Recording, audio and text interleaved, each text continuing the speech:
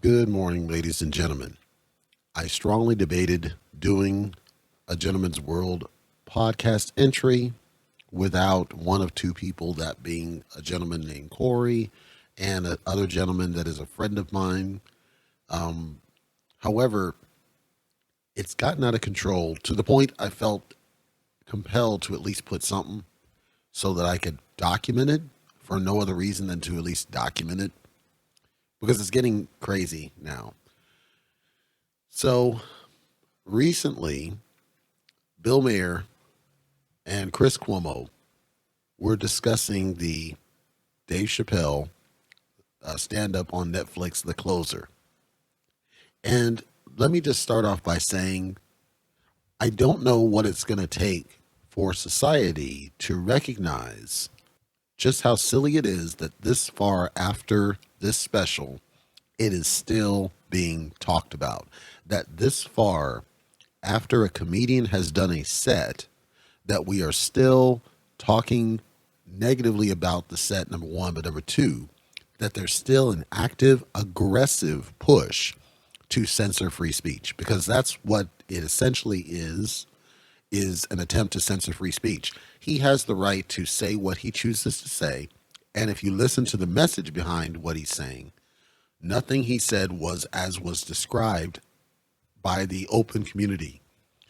And that's what really frustrates. It's not necessarily the feelings. So now there's two trains of thought Chris Cuomo brought to surface here. From Cuomo's perspective, he feels that, well, don't you understand that we're dealing with a group that traditionally has been, hurt and attacked, and that he is a powerful voice, and by them being targeted, and you're empowering the people who hurt them. And here's my response to Chris Cuomo. He's not going to hear this. You know what? I'll add him, but he's not going to hear this. But Chris, it's like you're not. Is your TV still black and white? Because are you not paying attention that the very person who delivered that message is the very definition of a race that has historically been targeted and hurt? But nobody was complaining when certain comedians, in all jest as a comedian, such as your Jim Carreys of the world, right, openly, openly crack jokes around the black community. Nobody criticized Jim Carrey for making those jokes at the time that he did, because we recognize that he is a comedian. That's his job. His job is to try to make people laugh, and there's an assumption that people are open and receptive to those types of jokes. George Carlin, on occasion, made those types of jokes. Neither were racist people that were trying to attack anybody. They are comedians. It is their craft. It's what they're supposed to do. But everybody's missing the real problem, specifically Chris. And Chris may just simply be, playing devil's advocate here, and it may not be his true feelings. He may just be communicating it. But everybody is missing the true point. The issue is not that certain people are hurt by what Dave is talking about. The issue is that certain people simply don't want anything said about them that they don't like. You are entitled not to like things said about you. However, that does not negate the other person's right to say those things. Free speech is a tenet of the country. We've had, and I believe AOC was one, but we've had numerous people talk about their dislike for the freedom of speech and what's in the Constitution as freedoms, the right to bear firearms and that. They don't understand because they're a different generation that never understood, when you have other countries that took away those rights, what it was to live without them. So when you're in a country where you have these rights, now there's a certain segment that gets, using the term, triggered because of those rights. They feel that the way forward is to censor that speech because they don't like it. But because the vast majority of that minority happens to be on social media, and that's where most of the mainstream is focusing for Voices of America, they assume that that is the predominant course. Meanwhile, you have a silent segment off to the side who just says, you know what, whatever you want to do, let me just pay my taxes and focus in silence and not think about this. They're not pro or nay, they don't care. Many of them don't care. Some of them do care.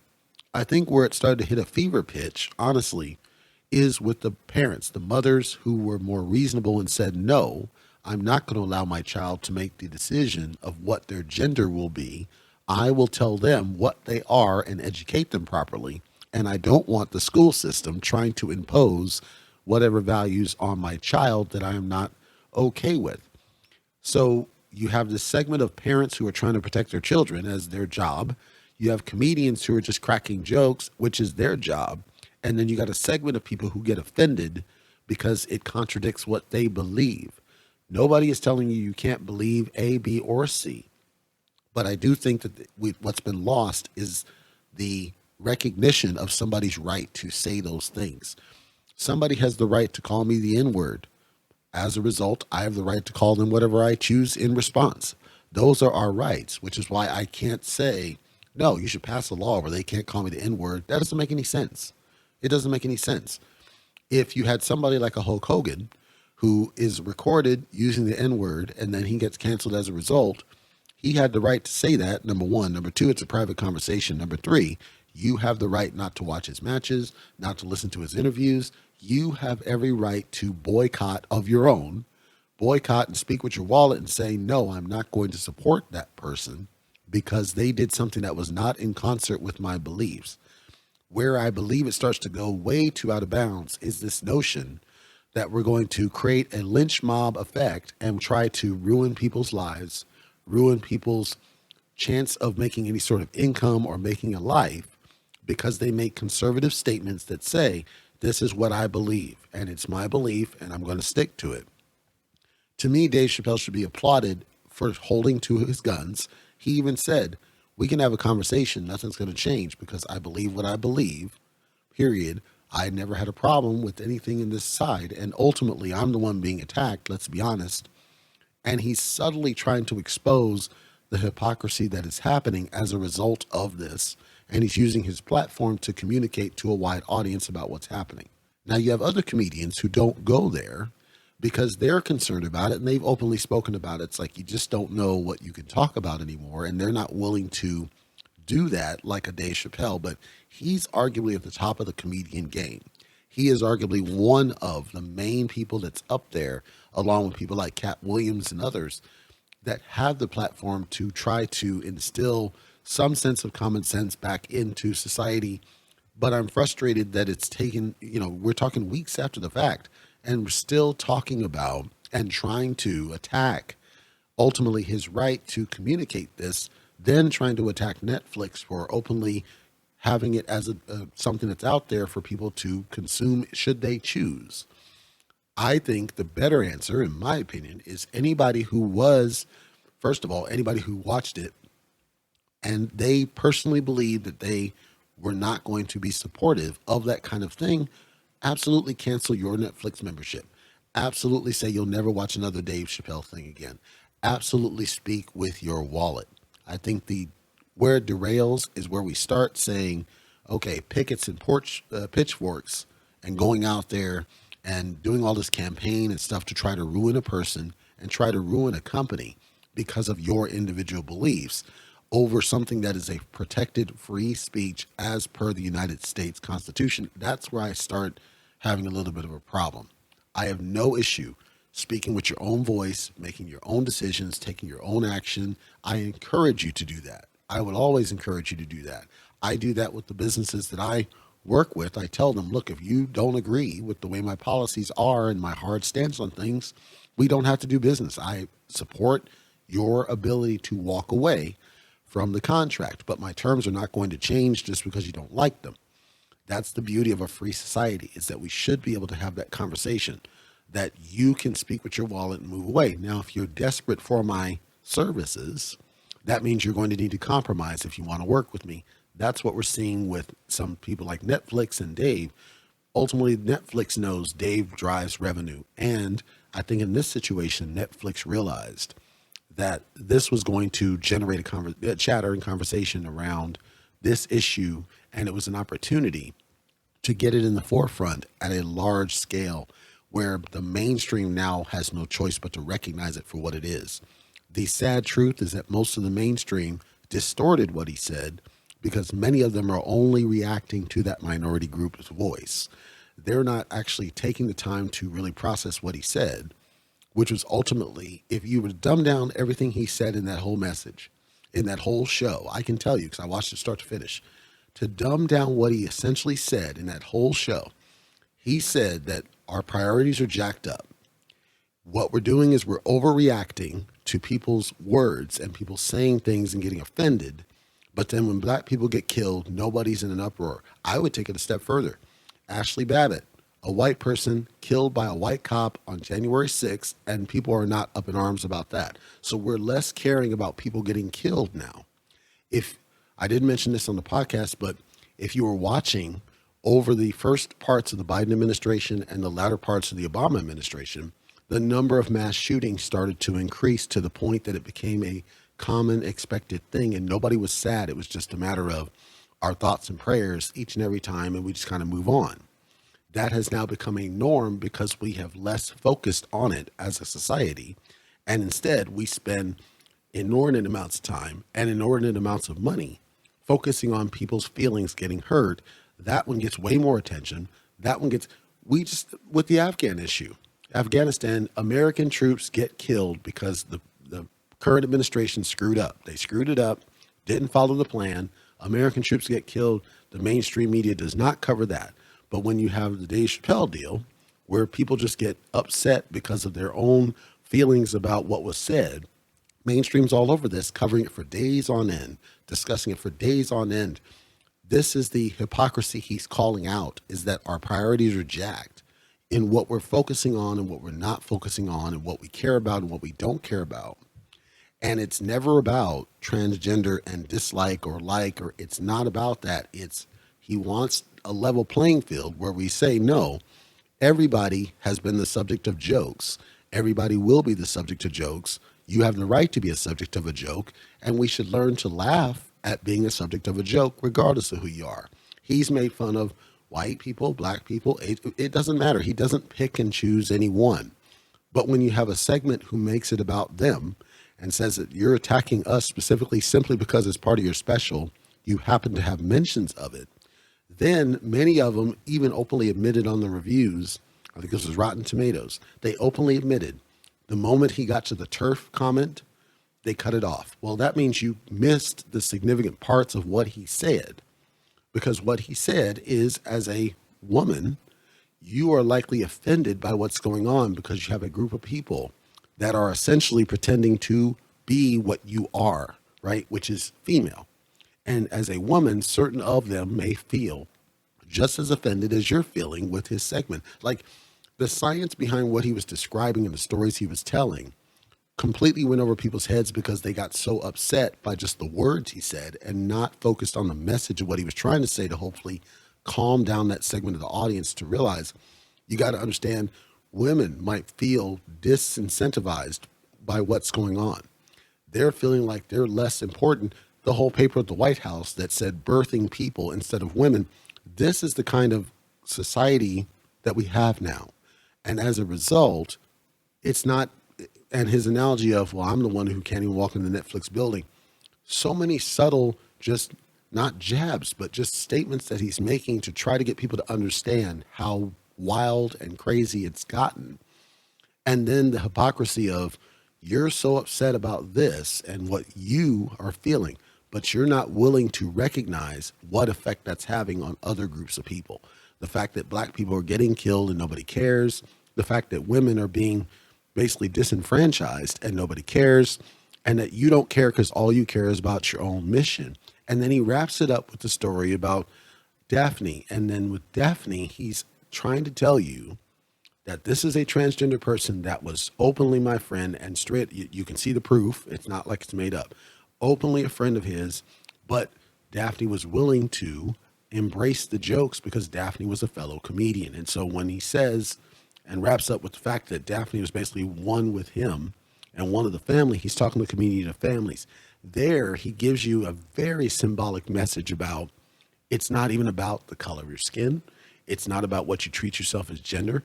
It's not about what you describe yourself. It's not about what your identity is. What do you consider yourself? He considers himself a comedian first and foremost.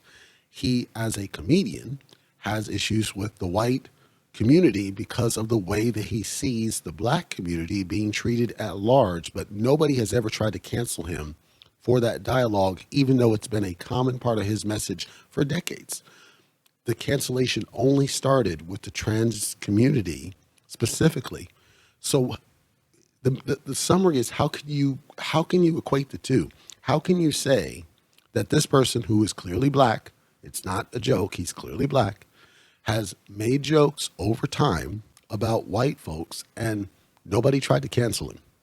For decades, nobody has tried to cancel him to this degree, even though he has specifically made jokes about the white community. Nobody has tried to cancel him. You know why? Because the white community at large either ignored him or laughed. That's what he's trying to get with the trans community, is why are you so different that you can't do what the white community has openly done, which is ignore him or laugh along with him. And the Daphne story was him trying to tell you, Daphne was able to do it, why can't you do it? Now, I think here's my takeaway about when Dave said, I just don't understand. Here's my takeaway. If he ever does listen to this, I don't think he will, but if he ever does listen to this, here's my takeaway about why that is, Dave. I believe in my heart of hearts that as a society in whole, there's a dumbing down of their ability to take messaging and turn it into science. So if you go back to comedians like Red Fox, for example, George Carlin, they would give the same type of messaging, but they would do it in an abstract manner. The way that they delivered the messaging was subtle. But remember, they were at a time prior to social media. They were at a time prior to phones and tablets. They were at a time when the TV was basically another member of the family, and you gathered around as a family. And so when these stories are told, you were discussing it as a family, whereas today you're gathered around the dinner table and 80% of them are flipping through their phones, watching text messages, and you're not really talking. Where we don't have the friend connections that we would have had when we were younger, that doesn't allow you then the opportunity to properly absorb and process what you've just been told from these various communications. So I think, Dave, that I can see it and what you were trying to do, and I don't think you should change a thing, and I know you won't, and I applaud you for not doing. But I think the challenge and the reason that this community is different and why it's all of a sudden hit a fever pitch and why there's a lack of receptiveness to the messaging is because they need it spelled out. They need it dumbed down. So when they ask for the conversation and you said at the place and time of my choosing, etc., I don't think it'll do any good because all they can think of in their mind, even if they watch the whole show, is, but you said you're a TERF and you said this and you said this. They're only hooking on the specific words you said, not the message underlying. And there's less of a desire to care about the other segments of society that you called out, the black community, women. They don't care about them because in their mind, we're the ones that are oppressed. We're the ones that are attacked. We're the ones that are being disrespected. We're the ones that are being hurt. And so you need to accommodate us. That's the predominant message. That message won't change. It's not going to change unless you have strong representation from within the community. However, Dave, even Caitlyn Jenner actively spoke out. RuPaul actively spoke out. Little Richard actively, many people who have even briefly cross-dressed, much less done full transgender, many of them have specifically spoken out against what they're seeing, and they've been attacked. So if even a Caitlyn Jenner sort cannot convince them that they've gone too far, it means that nobody can. It's a lost cause, and there's nothing you could do about it except do exactly what you've done, which is continue to do what you do best. Do your job, focus on your career and your craft, and not too much worry about it. And you can still tell those stories about, I don't understand what's going on here. Just like many of the others that have come before you, they told the stories about other issues that were preceding this. It's not to say that we should ignore the issue, because I do think it needs the conversation, but I'm frustrated that the conversation is just an attack on Dave Chappelle or criticism of Dave Chappelle or questioning of Dave Chappelle instead of what it should be, which is a higher level conversation about the different, inklings of a message that Dave sprinkled out there that we should be talking about to say, maybe this group has gone too far. Maybe as companies, we should stop trying to cancel people's career over words. Maybe we should push back on this. And then I'll wrap with this. It's also disconcerting, to say a term, that so many people are willing to let something get jabbed in their arm against their will and allow the fear of the current administration to influence them to fall in line with this, not knowing the long-term impacts, letting the study complete as it should, and just rushing something that's still experimental into their arms. It doesn't matter if it's approved, it's still experimental. It's only approved for emergency use, not as widespread. They're willing to do that in fear of losing their jobs, and they're cool with this. They won't go marching in the streets over what's essentially totalitarian and communist in nature. They won't go marching in the streets when the president tells them that their money is going to be worthless. They won't go marching in the streets when American troops are killed in Afghanistan due to the president's inaction. They won't go marching in the streets when you have a crisis at the border. None of that will cause any sort of uprise, fear, anger, nothing. But because a comedian goes out and does what a comedian does, which is tell jokes, regardless of the target, they're telling jokes and they're telling stories that are in their experience and their position, and they have every right to do. We've got pickets and pitchforks over that. And we've got days and days and days of people debating him and whether he went too far and whether he talked too much and he's offending and these people are hurt, and we're attacking it. And we're not addressing the root cause of why it even became a thing and why it became a topic for him and why it's a topic for so many people, which is that it's gone too far, the overreaction in favor of one group. But when it's these other groups, we don't have that same reaction, even when it's within. So this actually debunks the narrative that even the black community is disenfranchised compared to the white community. Because as I said, Ashley Babbitt, a white person, gets killed by a white cop and nobody really cares. We now have the Kyle Rittenhouse stuff going on. Kyle Rittenhouse kills people. We're watching it because the mainstream is forcing it in front of us. But the only reason the mainstream is forcing it in front of us is because ultimately he fired his gun, and they're presenting it as, see, this is the reason why we need to ban guns. They're not presenting it in the fair light, and so they're triggering people's emotions because people are not willing to settle their emotions and make their own decisions to say, well, let's understand the reasoning why that happened and have a conservative conversation about it. Now that's the focus, but it's not even a racial issue. It's just, well, we get rid of guns, and all this, and vigilantes and all that. And then this conversation about Dave, but we're not willing to even talk about why this was a problem now. Why did it happen now? Why do we care now? And all the years that he's done jokes and nobody cared.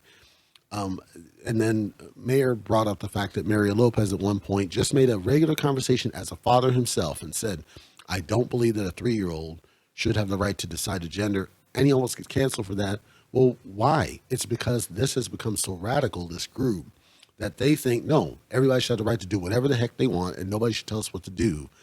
That should not be credited. It should not be welcomed. It should not be celebrated. It should not be anything. It should be completely dismissed and disregarded because that is a dangerous conversation, because what will happen is you have people reacting to social media who then will run with that and say, okay, well, I guess that's what America wants. So, okay, let's go ahead and set up doctors and start doing this. And, whatever the child, let's let them choose whatever they want. And let's just go, because they're listening to social media voices. So when we talk about powerful voices, I think Dave is a powerful voice, but it's nowhere near as powerful as the power of social media and the way that the social media algorithms are steering you to one mindset versus another. And especially when you have children targeted in those mindsets, that is a very dangerous, slippery slope. And that is what we need to get away from. That is the conversation we should be having, is no, where is that coming from? It's coming from a minority voice of social media people who are pressing a thing that is not healthy long term, as we've seen so many different suicides and so many different children who have regretted it and then they try to revert back, and it's not healthy. It's not in concert with science, and it's not the right answer for a healthy society. This is what I believe. I firmly believe it. Now, I'll close and say this, final close. When we start misusing words because it sounds good, all we're doing is making ourselves look stupid. So a good point is made by Bill Maher and Chris Cuomo. The misuse of phobic now, which is a thing. Phobic has a dictionary definition, which is fear. It comes from Greek. So when you are saying transphobic, nobody fears transgenders. We may, in certain cases, be against transgenderism. That doesn't make you transphobic. That means you're against transgenderism as a matter of course or a matter of politics. But that's different than a fear of a thing. When you use the word phobic, you are trying to take a position of power and you're saying, well, you fear what I might, I'm taking over the world and you fear that. Well, now who has the real authority here? Who is really putting what in front of whom? And that is something that I think society is pushing back against slowly but surely as part of this dialogue. I'm only saying, why did it have to get to this point? Why do we have these kinds of conversations in the first place? When at the end of the day, everybody has the right to their own opinion. Everybody has the right to believe what they want to believe. Everybody has the right to say what they feel like saying, because that's the concept of a free society and freedom of speech. Even if you disregard the Constitution, a free society allows that conversation. It allows that dialogue, regardless of whether we like it or we don't. The free society also allows you to speak with your wallet, walk away, ignore it, go another route to where what you want is there. That's the reason why we have different clubs. That's the reason why, like when I saw we should get rid of the Girl Scouts and Boy Scouts and just make scouts and commingle them. I mean, I don't see what that solves, because all you're doing is running from a problem, which is that you, for whatever reason, don't understand the segmentation of boys versus girls. And the reason it is because historically there has been a higher preponderance of things like rape and sexual harassment and molestation when you commingle the two. So when you have a group that is transgender in nature, the reason that they want you to go where your gender is because they're trying to isolate you so that you are also protected. It is part of the protection mechanism that's built into society. When you attack it and say, no, you're trying to discriminate, no, they're not. If you, as a person who is essentially male, but you have considered yourself a female by identity, and you then go to the Girl Scouts and then you go and you rape one of the girls, okay, are you willing to take the punishment for that? Are you willing to take the blame for that? Are you willing to go to jail for that? Or is it safer just to be on the boys' side, where it's strongly unlikely? Now, you could get abused, physical, verbal, etc. At that point, you have some recourse, because on the boys' side, it's made clear this is the way you need to act, and you have some protections. But on the girls' side, same might not be the case, especially if they don't know. So you actually have a higher risk of harm on the girls' side in that situation than you would on the boys' side. Doesn't negate the risk. Now, you're saying, well, yeah, but then I may have to take risk out of the way. Yes, that's true. No matter which way you go, there's always some risk. Risk cannot be avoided. You cannot hide from it. You cannot run from it. You cannot remove it. All you can do is manage and mitigate it. The way we do that is not to force into something, because when you force into something, that's where the real harm happens. And as somebody of African American history as myself and Dave, we understand what happened in the past when they tried to force integration in the schools. We understand the rocks that were thrown at people because they tried to force it. We understand what happened when people tried to force their way onto the bus into the front. We understand what happened when they tried to drink from the wrong fountain. We understand. And so we're trying to educate people that it's not the right answer now, like it could have been back then, because back then there was still the opportunity to affect that change, because ultimately many of the people that created that segmentation in the first place were already on the way out. Here, it's too ingrained, and that has nothing to do with any kind of ism or phobia. It just is what it is, and you have to kind of roll with it and expect that, hey, look, I've got to work within the confines of society, to the point that I would not go into a company pretending like I'm not black, even though I fundamentally could, based on my skin tone. Why? There's no advantage to it. There's no disadvantage to it, but there's no advantage to it. I have to present what I am. If somebody's not happy with it, then I'll go somewhere else and just deal with it. because that company ultimately won't last very long and they'll self-destruct themselves. That's how we get progress, is we allow those companies that don't conform to what we want to self-destruct themselves today. I'm talking current model, not what we had back in the 50s and the 40s. I'm talking now. We have to recognize companies will fail if they don't embrace certain parts, but we also shouldn't try to force our own beliefs on the companies either. We can communicate them, but we shouldn't try to force it. If they don't want it, we go somewhere else. And then those businesses, in theory, will thrive because they were more receptive to the message, and it wasn't that it was forced upon them out of fear. When we create a fear-based society, it's no different than communism. It's no different than totalitarianism. I don't think anybody here really understands why that's dangerous.